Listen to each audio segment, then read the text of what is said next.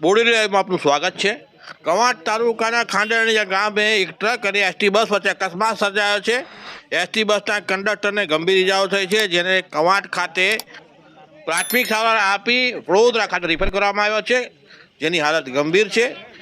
આ બસ અને ટ્રકનો અકસ્માત લગભગ 7:45 વાગ્યાના અરસામાં રાતના સમયે આજે અત્યારે થયો છે, 2 કલાક પહેલાં।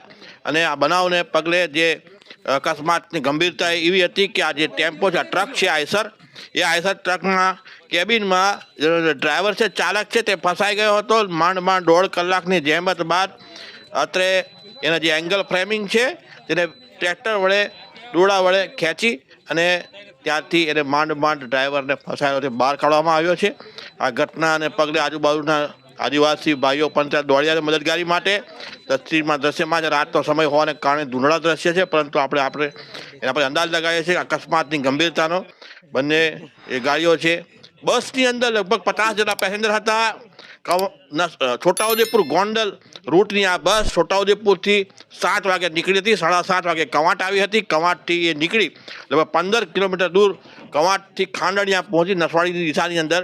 તે દરમિયાનમાં લગભગ 7:45 વાગ્યાના અરસામાં આ ઘટના બની અને આ બનાવને પગલે અહીં આપણે જોઈ શકીએ છીએ કે મોટી સંખ્યામાં લોકો એકત્રિત થઈ ગયા હતા।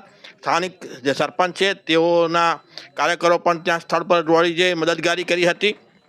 આપણે જોઈ શકીએ છીએ આઠા ડુંગરી સહિતના વિસ્તારના જે સરપંચો છે અને કાર્યકરો છે તે દોડી ગયા હતા। આપણે તસવીરમાં દ્રશ્યમાન થાય છે એક ટ્રક છે અને આ બસની અંદર 50 પેસેન્જર હતા, તેને પણ કેટલાક પેસેન્જરોને ઓછી વધતી ઈજાઓ થઈ હતી, પરંતુ જે ડ્રાઈવર છે તેને ઈજા થઈ હતી, તેને એટલી ઈજા થઈ ન હતી। કંડક્ટર છે તે આગળ બેઠા હતા, કારણ કે જે બસના ચાલક નવા સવા હતા અને તેઓ કંડક્ટર છે તે ટિકિટ બુકિંગ કરી અને કેબિનની અંદર બેસી ગયા હતા અને રસ્તો બતાવવા માટે, અને તેઓ સૌથી વધુ મોટો ભોગ એવો જ બન્યા છે।